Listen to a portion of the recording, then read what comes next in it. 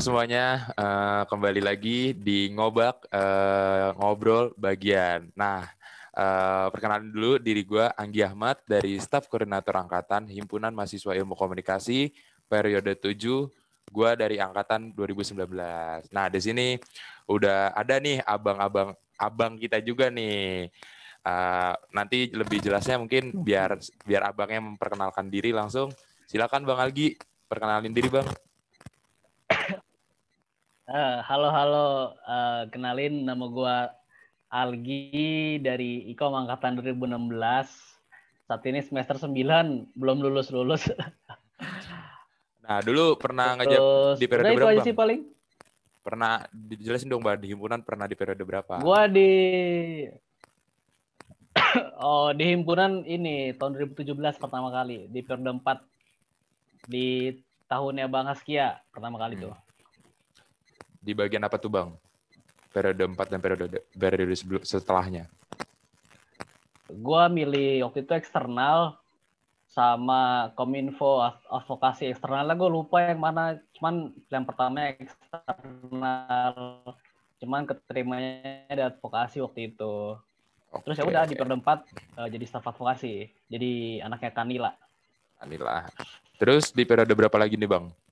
Sampai periode 5 18 berarti. Jadi kepala bagiannya, Bang, di advokasi ya, Bang? Iya. Oke. Jadi nih Bang Algi ini pernah ada di periode 4 sebagai staf advokasi ya Bang Kominfo, Departemen Kominfo, dan di periode 5 menjadi kepala bagian advokasi. Oke. Betul. Nah, mungkin gini ya Bang, kayak tadi Bang Algi bilang daftar 2 bagian, satu di eksternal, satu di Kominfo ya Bang. Nah, alasan Abang apa nih Bang? Kayak yang mendasari Abang memilih untuk mendaftar di eksternal dan di Kominfo ini apa Bang? Mungkin ada faktor pendorong lain? Sebenarnya kalau misalnya eksternal itu karena tertarik aja, kan dia kan ke dunia luar ya, jadi pengen jadi humasnya himpunan aja gitu loh. Nah jujur kalau misalnya ada advokasi ini sebenarnya waktu disaranin sama senior, coba aja advokasi, kayaknya kamu cocok di sana gitu loh. Terus dan gue juga belum nyari tahu advokasi itu apaan, jadi ya udah istilahnya mah yaudah dengerin kata senior aja tanpa gue juga tahu advokasi itu ngapain gitu loh. Tapi rezekinya di advokasi itu, jadi ya udah. Jadi kabak lagi kan Bang abis itu? Iya, keterusan. Nah, oke. Mungkin itu hal yang mendasar ya Bang. Ini sama pertanyaan mendasar lagi.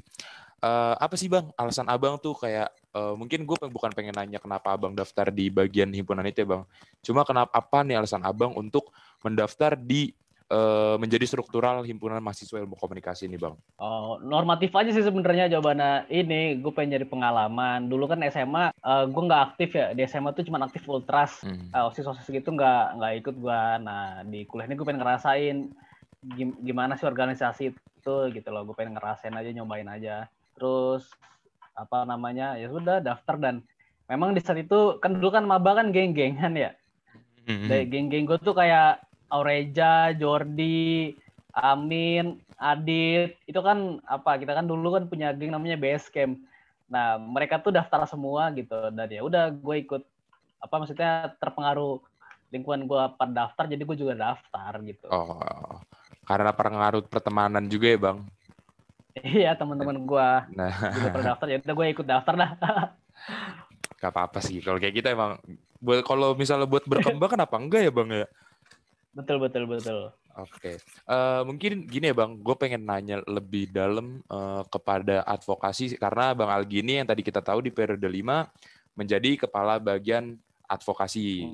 Nah, sebenarnya fungsi advokasi itu apa sih Bang? Tugasnya itu ngapain sih Bang? Kayak gitu Bang. Sebenarnya advokasi itu luas banget gitu loh. Himpunan tuh hanya bagian sederhananya saja gitu loh. Kalau misalnya ngeliat KBBI kan advokasi kan artinya kan pembelaan ya. Jadi pengadvokasian berarti pembelaan gitu loh. Mengadvokasi berarti kan melakukan sebuah pembelaan ke orang-orang gitu. Itu kalau misalnya versi besarnya ya. Nah, kalau misalnya di himpunan kita sederhanakan ya, advokasi itu job desk-nya ini memberikan informasi-informasi kepada mahasiswa gitu. Oke, informasinya tuh informasi yang bersifat kayak gimana sih Bang? Entah akademik, non akademik, atau dalam kampus, fakultas atau luar kampus pun juga advo kalau ada info ya udah kita kasih juga. Gimana tuh Bang? Macam-macam Bir, jadi bisa dari kampus. Kalau di kampus tuh biasanya ada LAK ya, layanan akademik mahasiswa gitu, tiap fakultas ada. Nah, di LAK itu biasanya kita nih punya orang dalam LAK tuh. Di LAK ntar dibagi-bagi, ada info untuk mahasiswa akhir, ada untuk magang dan lain-lain sebagainya. Nah, biasanya dibagi-bagi. Terus itu kalau fakultas, kalau misalnya kampus tuh ada namanya BAA, bagian akademik apa gitu gue lupa. Nah, BA juga kadang ngasih info, kita juga dapat info dari sana. Ataupun info-info dari kayak SK Rektor atau SK Warek ataupun SK Direktur-Direktur, misalnya SK Direktur Akademik, itu juga advokasi infoin gitu loh. Oh. Gitu.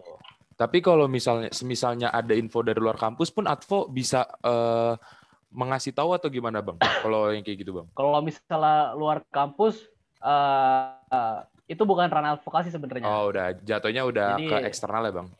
iya. Ya, oke. Misalkan luar kampus kayak info-info lomba gitu. Ya, benar. Nah, sama kalau misalnya pas lagi Abang menjabat nih Bang, pas lagi di Advo ya Bang, entah staff, entah kabak, apa sih Bang kesulitan yang paling sering di Abang dapetin nih tentang info, seputar info gitu-gitu, apa Bang yang kesulitan yang Abang pernah dapetin? Ini apa namanya? Kalau misalnya ada info simpang siur gitu loh, misalnya ada info belum keluar dari kampus, cuman pihak mahasiswa ini udah tahu nih, katanya ada ini ya gitu loh, katanya ini ya gitu. Misalnya gini, wisuda online deh, misalnya kampus belum ngeluarin surat edaran tentang wisuda online, cuman mahasiswa ini udah pada tahu kalau misalnya wisuda nanti akan online gitu loh. Nah nanti mahasiswa pasti nanya, emang bener ya nanti wisuda tuh udah online dan segala macam. Nah kita sebagai pihak himpunan pasti bingung dong. Kayak kita nanya ke LHK juga belum tahu gitu loh. Kita nanya ke kampus juga belum ngasih surat edaran apa-apa gitu. Itu sih kesulitannya di situ gitu loh. Info yang belum pasti ya Bang, nentuinnya gimana bingung ya Bang. Iya. Bersikap ya. Oke.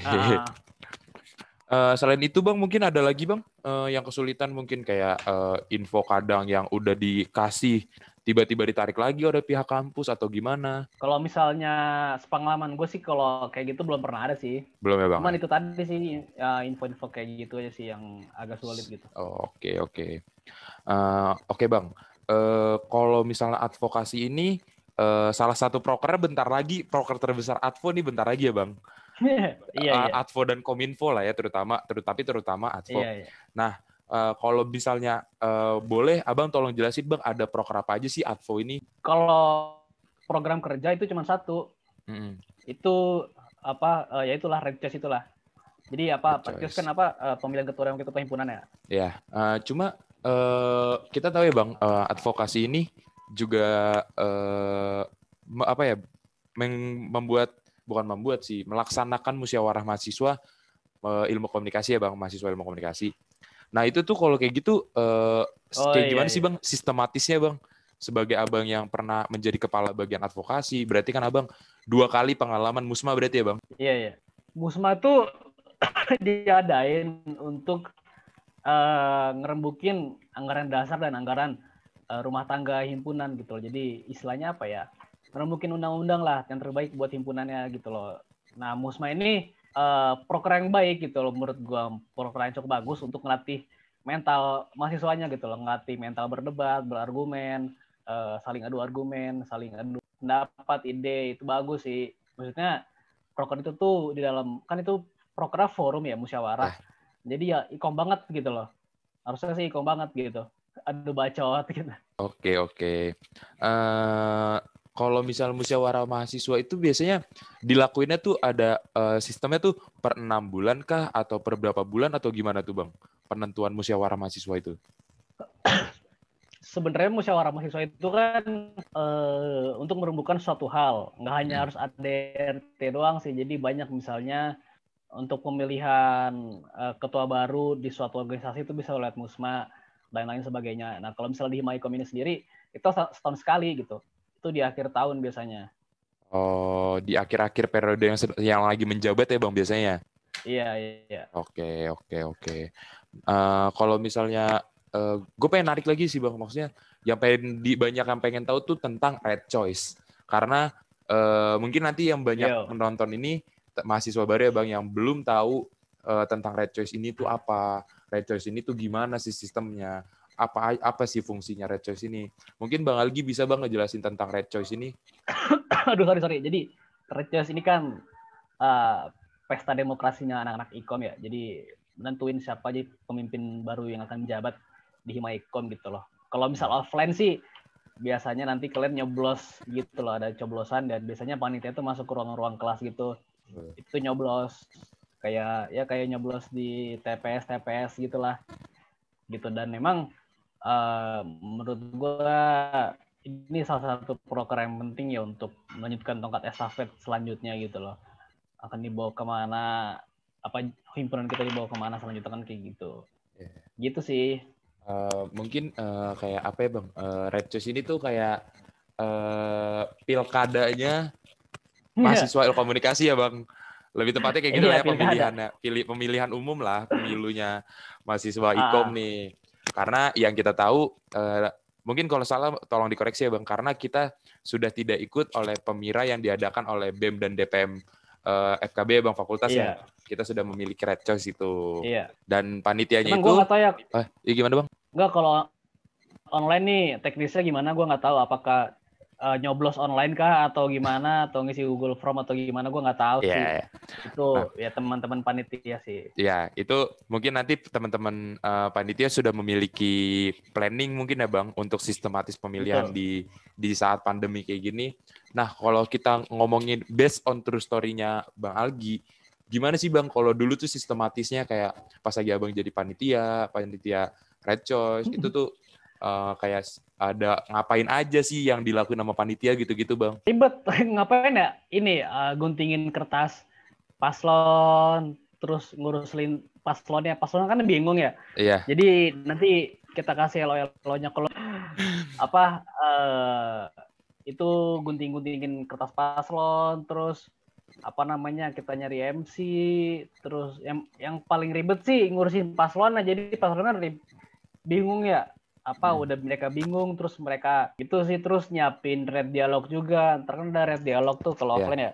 Iya benar Bang. Nah, nyiapin panelisnya harus kita siapkan yang terbaik sama moderatornya juga gitu. Nah, ngomongin tadi Abang bilang tadi red dialog. Nah, red dialog itu mungkin Abang bisa jelasin nih Bang, karena rangkaian Red Choice itu kan lumayan panjang ya Bang. Bisa kita bilang panjang juga dari penetapan panitia, pelantikan panitia, red dialog, pencalonan kahim, penutupan ini, segala macam kan banyak tuh Bang. Mungkin Abang bisa jelasin nih Bang rentetan salah satu-satu gitu Bang. Awalnya itu kan ini, kalau gue dulu tuh ingin memperkenalkan Red Choice ini tanpa harus menyebutkan kata Red Choice ini gitu. Jadi gue dulu tuh pakai embel-embelnya ngenalin apa sih pesta demokrasi itu gitu loh. Itu dulu gue, cuman kayaknya sekarang masih di bawah sampai sekarang ya. Terus gue kenalin juga ada poster-poster ada apa di bulan Oktober gitu loh. Terus kemarin gue ngeliat juga tuh ada apa di bulan November.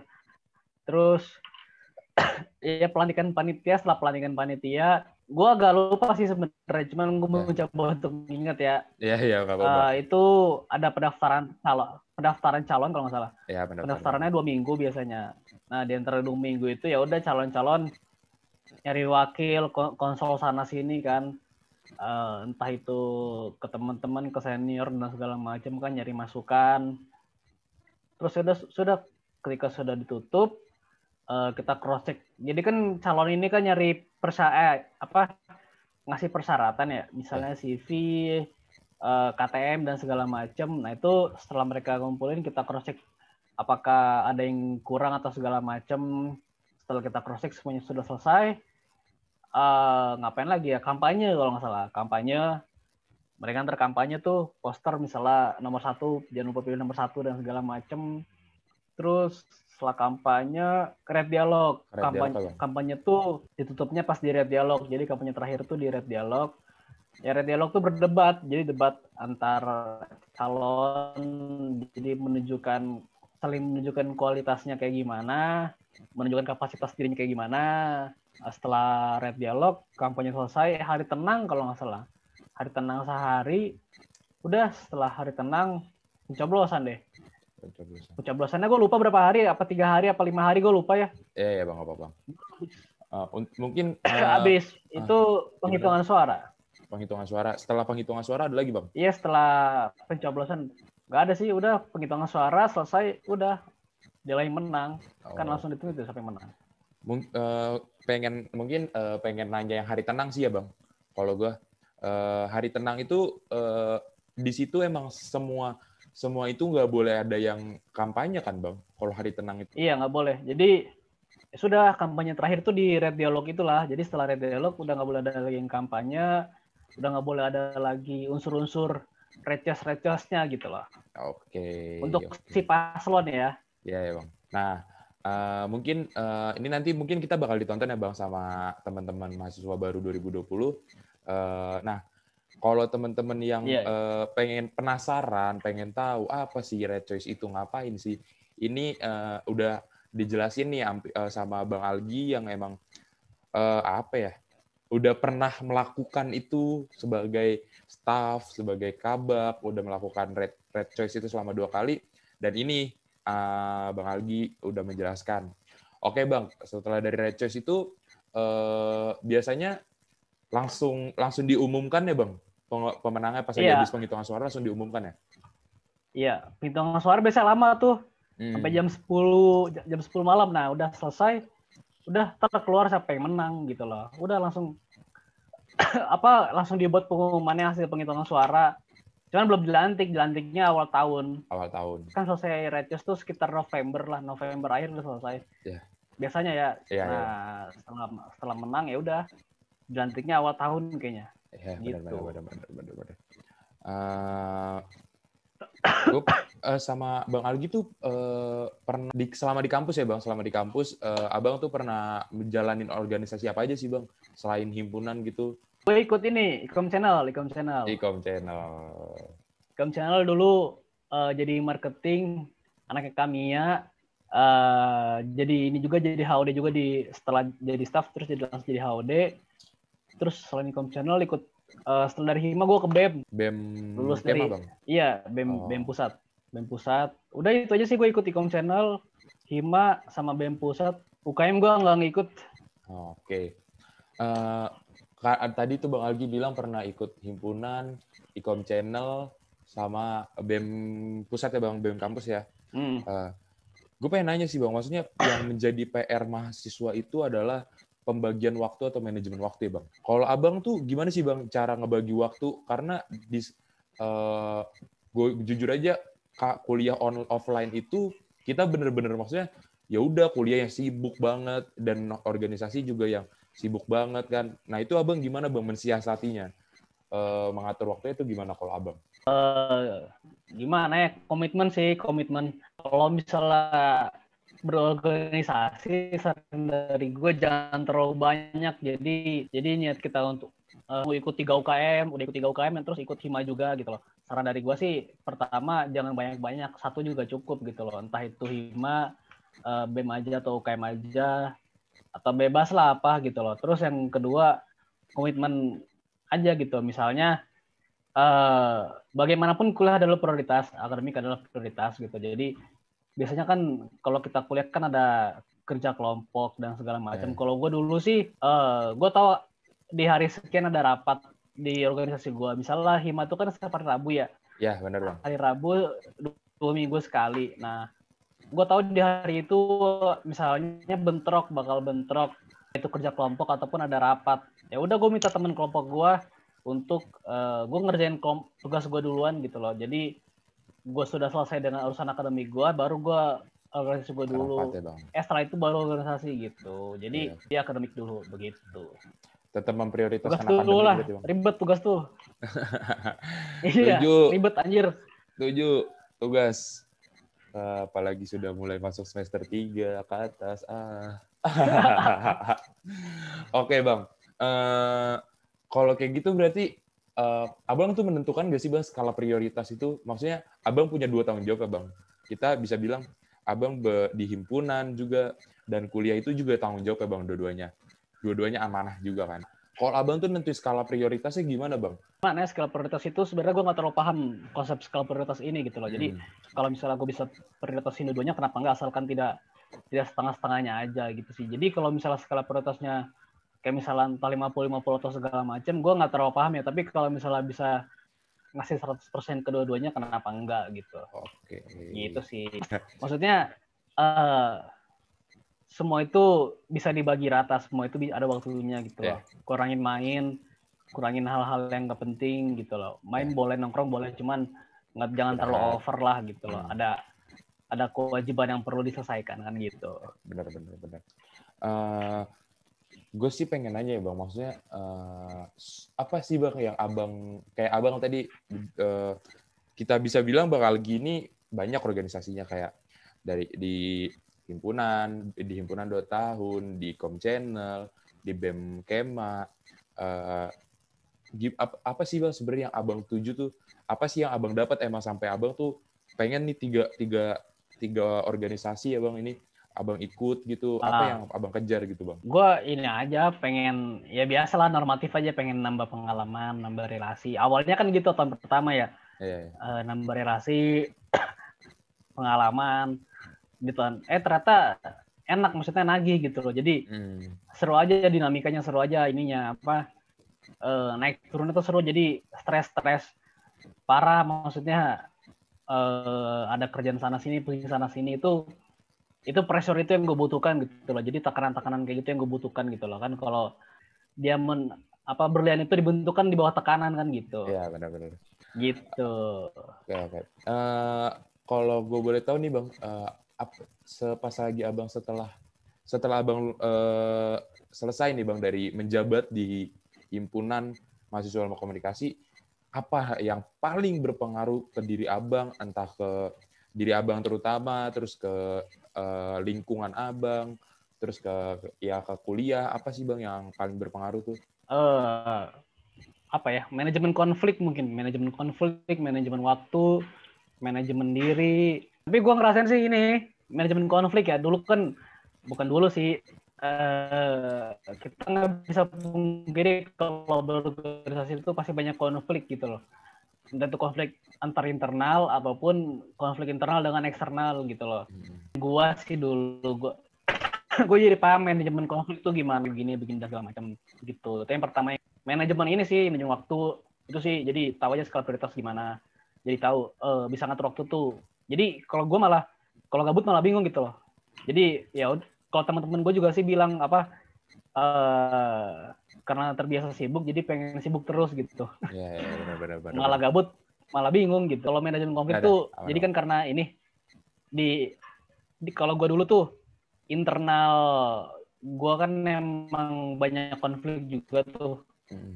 Nggak bisa dipungkiri juga ya, setiap organisasi pasti banyak konfliknya. Maksudnya ini bukan konflik gitu loh. Dan itu harus dihindarin, masalah profesional dan masalah personal itu beda. Nah, konflik profesional ini emang pasti sering banget dialami sama orang organisator gitu loh. Nah, ketika gue di dalam itu banyak banget konflik, entah itu internal ataupun internal dengan eksternal gitu. Nah, karena gue sering udah ngalamin banyak konflik, jadi gue tahu aja ketika gue ada konflik, gue bisa ngadepin itu gitu loh. Paham cara penyelesaiannya bang. Ketika ada tekanan gue jadi tenang gitu. Misalnya kan kalau konflik kan pasti kita tertekan ya, ada tekanan nih. Nah, biasanya kalau orang udah terbiasa tuh jadi tenang aja, narik napas, santai, pikirin solusinya gitu. Benar. Mungkin itu sih ya bang yang sebenarnya yang banyak orang merasakan menjadi setelah dia menjadi organisator atau pernah menjabat di suatu organisasi, dia tuh kayak oke, gue paham cara penyelesaiannya ini bagaimana, jangan yang apa-apa tuh gegabah dalam mengambil keputusan, dalam menghadapi masalah ya bang. Setuju kalau kayak gitu bang. Pas. Oke. Kalau misalnya dulu nih bang, kesulitan apa sih bang yang membuat mungkin entah dari yang muncul dari diri abang gitu. Mungkin maksudnya gini bang, kayak abang mungkin dari permasalahan dari diri abang nih, abang orangnya mungkin yang sulit bersosialisasi, tapi setelah dari himpunan abang tuh jadi gampang bersosialisasi ke lingkungan manapun itu, jadi abang mudah untuk survive ke pertemanan manapun. Apa sih yang maksudnya itu salah satu contohnya gitu bang. Tanyanya itu apa yang abang dapetin setelah dari himpunan, maksudnya tuh kayak perkembangan diri abang yang sangat signifikan, entah dari individu atau ke lingkungan, gimana tuh bang? Apa ya, mungkin ini sih jadi bisa kenal sama banyak orang, bukan orangnya ya, cuman kepribadiannya gitu loh. Jadi semakin di organisasi kan kita kan pasti dibutuhkan banyak orang ya, jadi tahu gitu loh kita cara ngadepin orang tuh gimana gitu loh. Nah itu sih yang paling gue dapet ya. Jadi banyak banget nih di dalam internal himpunan tuh kepribadiannya beda-beda gitu loh. Nah tiap kepribadian tuh pasti kita beda cara nge-treatnya gimana gitu loh. Nah cara nge-treat orang itulah yang gue dapet gitu loh. Oh jadi ketika orang kayak gini, tipenya kayak gini, kita treatnya kayak gini. Ketika tipenya kayak gini, kita treatnya kayak gini. Kayak gitu. Jadi cara nge-treat orang itu yang gue dapet. Lebih ke arah itu penting sih. Benar-benar setuju sih bang kalau itu, karena kita juga berbeda latar belakang ya bang, setiap orangnya, setiap individunya berbeda latar belakang. Kalau misalnya pernah nggak nih bang selama abang kuliah sampai sekarang mungkin ya, pernah nggak tuh kayak gara-gara organisasi bukan tertunda, maksudnya tuh karena faktor mengulang, jadi kayak abang udahlah gue milih organisasi aja daripada kuliah kayak gitu? Ada sih, pernah momen-momen kayak gitu, pernah, cuman jangan ditiru gitu. Jadi lagi momen tugas momen organisasi juga gitu loh, ya udahlah organisasi dulu gitu loh, karena organisasi ini lagi bareng-bareng temen gitu, jadi pusingnya bareng-bareng, pas tugas sendiri tuh pusing sendirian, malas gitu loh. Iya bener. Cuman jangan dicontoh, itu nggak baik gitu. Jangan. Untuk adik-adik jangan. Tugas nomor 1 ya bang. Betul sekali. Antar jurusan tuh kadang-kadang suka tukar informasi gitu nggak sih bang? Jarang sih sebenarnya, cuman kalau lagi kunjungan itu kita sering sharing gimana LHK-nya gitu loh. Itu gue sharing-sharingnya sama akuntansi waktu itu. Jadi sharing-sharing aja info di Himaku, namanya Himaku ya, Himakutansi. Iya, Himaku. Itu gimana dapat infonya dari mana, terus gimana koordinasi dengan LHK-nya gitu loh. Cuman kalau misalnya secara luas ke seluruh himpunan enggak sih, itu jarang banget gitu. Paling pas lagi kunjungan aja bang. Kalau kunjungan sama ya paling di fakultas itulah, jadi sama BMFKB sama Hima Adbis gitu. Ya oke. Paling paling sering mungkin ketemu sama satu lingkup ini ya bang, satu lingkup FKB lah ya, dari BEM dan Hima Adbis, dan sekarang nambah Hima PR juga kan. Yoi. Oke, gue tuh tentang aspirasi nih bang. Advokasi juga menerima tentang aspirasi kan ya bang? Sebenarnya gimana ya, aspirasi itu yang megang itu DPM sebenarnya. Cuman karena kita pisah, jadi kita bisa pegang sendiri. Kalau nggak salah Hipatbis juga pegang sendiri, Dede namanya aspirasi D gitu loh. Cuman kalau di Hima gue pas zaman gue tuh jarang sih aspirasi mahasiswa tuh jarang. Biasanya itu kalau aspirasi itu menyampaikan aspirasi apa sih bang kebanyakan? Atau mungkin kayak fasilitas, entah gimana? Iya biasanya fasilitas. Kalau nggak fasilitas, dosen yang bermasalah. Terus BPP, gitu-gitu sih, hal-hal akademik gitu. Iya. Oke. Berarti tuh kalau misalnya kayak aspirasi itu ya bang, abang langsung menyampaikan kepada pihak fakultas kah, entah ke jurusan dulu atau gimana tuh bang birokrasinya, jalur birokrasinya? Gue sampaikan ke BEM. Jadi ke BEM. Ada misalnya aspirasi mengenai fasilitas. Kalau fasilitas itu kan ranahnya BEM ya. Ya udah gue sampaikan ke BEM. Jadi pertama gue kumpulin dulu nih aspirasinya. Nah, setelah gue kumpulin ya udah gue sortir, gue filter. Ya, mana yang gue kasih ke BEM, terus ada yang gue sampaikan ke kahim gue nih, enaknya diapain gitu loh. Sudah gue sampaikan ke kahim gue, baru kahim gue yang ngasih ke pihak prodi kayak gitu. Oke. Kayak gitu birokrasinya berarti ya Bang, dari BEM ke Kahim, Yoi. ke Kahim juga, Kahim baru ke Kaprodi ya Bang. Oke. Nih gue pengen nanya nih Bang. Pengalaman Red Choice dulu Abang tuh Periode 5 sama periode 6 berarti. periode 5, periode 6 ya? Ya kan gue periode 4 Oh berarti iya. ngurusin periode 5, gue di periode 5 berarti ngurusin periode 6. Iya. Oh iya benar. Kalau boleh tahu tuh kesulitannya biasanya apa sih Bang? Bukan kesulitan mungkin ya.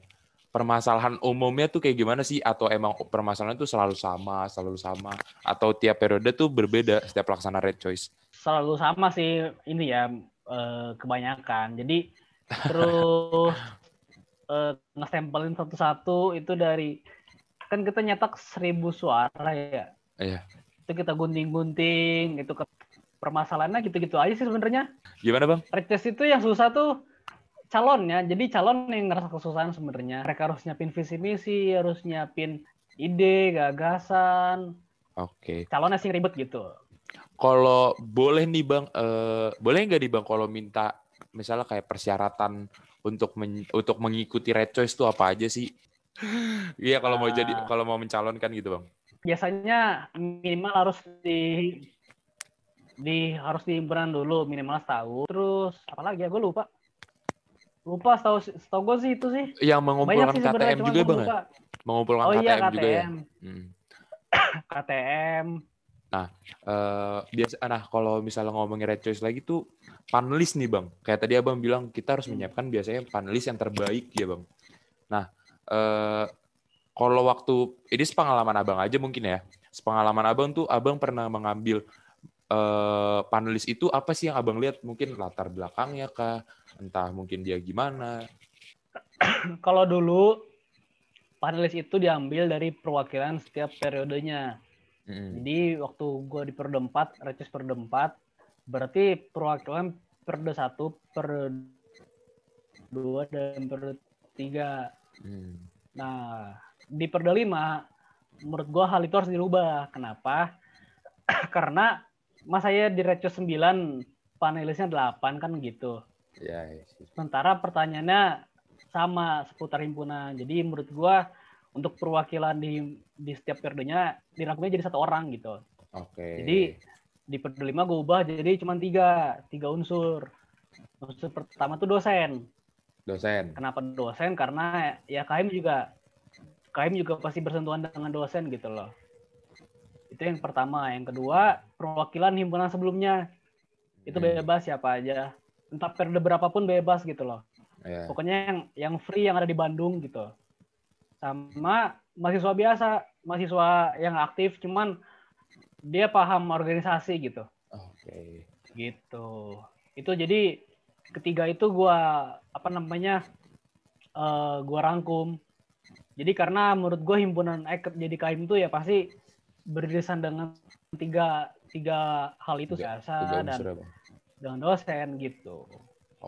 Dan alhamdulillah kepake kan sampai sekarang, sampai kemarin sih, kalau sekarang nggak tahu ya. Iya, benar Bang, benar. Kalau panelis yang dosen itu ya Bang, unsur dosen itu, Abang melihat dosen berdasarkan rekomendasi. Pertanyaan-pertanyaannya juga kita bedakan biar jadi pertanyaannya ketika sama dosen ya udah pertanyaannya tuh di setting dari sudut pandang dosen, jadi terserah dosen mau nanya apa. Misalnya gimana nanti misalnya Kahim ini berhubungan sama dosennya, pokoknya pertanyaan tuh seputar hubungan dosen dengan dengan si Kahim ini gitu loh. Waktu itu kalau gue sih waktu itu pas perdebat dapetnya Bu Ica. Jadi Bu Ica tuh nanya tentang Kamfit, gue lupa pertanyaannya, cuman nanya tentang Kamfit dan lain sebagainya.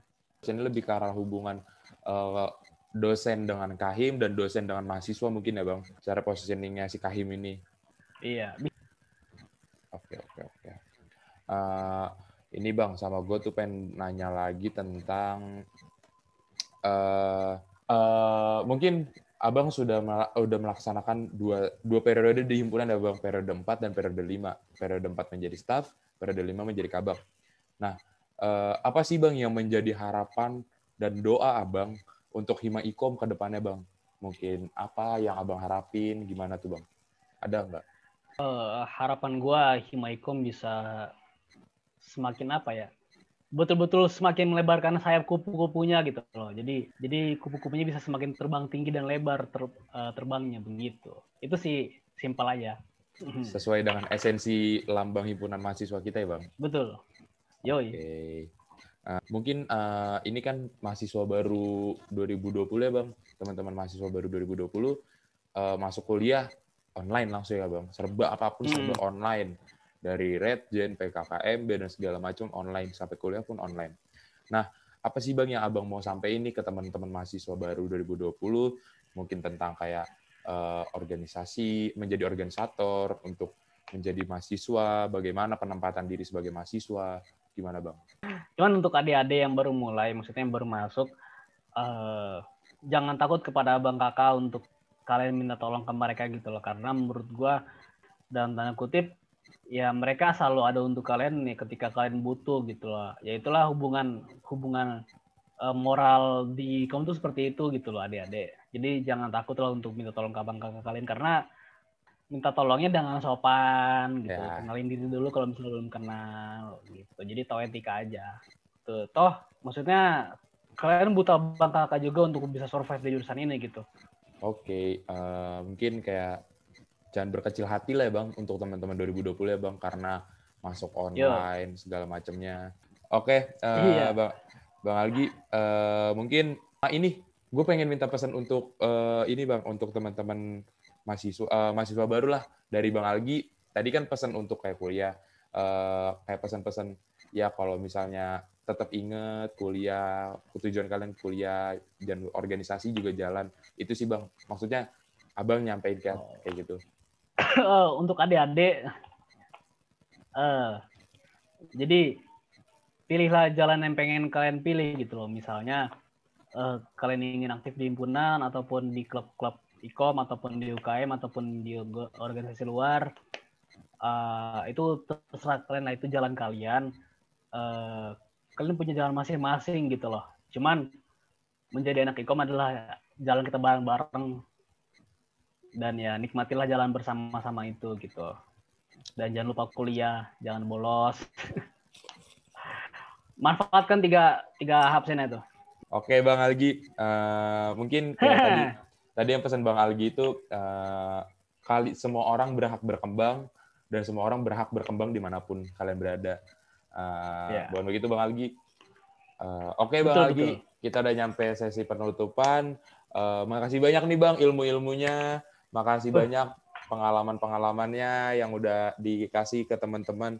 Nanti mungkin yang penonton ini, mungkin abang kakak yang masih aktif, yang udah lulus, teman-teman mahasiswa baru terutama, jangan lupa diterapin apa yang dikasih ilmunya oleh Bang Algi. Jangan lupa diingat apapun yang pesan-pesan yang disampaikan sama abang kakak semuanya. Tetap sehat semuanya, Bang Algi, tetap sehat. Tetap jaga kesehatan, stay safe, Bang. Cepat-cepat dipermudah skripsinya. Semoga apa yang diinginkan tercapai, Bang. Makasih, Bang Algi. Amin, amin. Iya, sambil-sambil bir. Ya. Assalamualaikum, Bang. Selamat malam. Waalaikumsalam.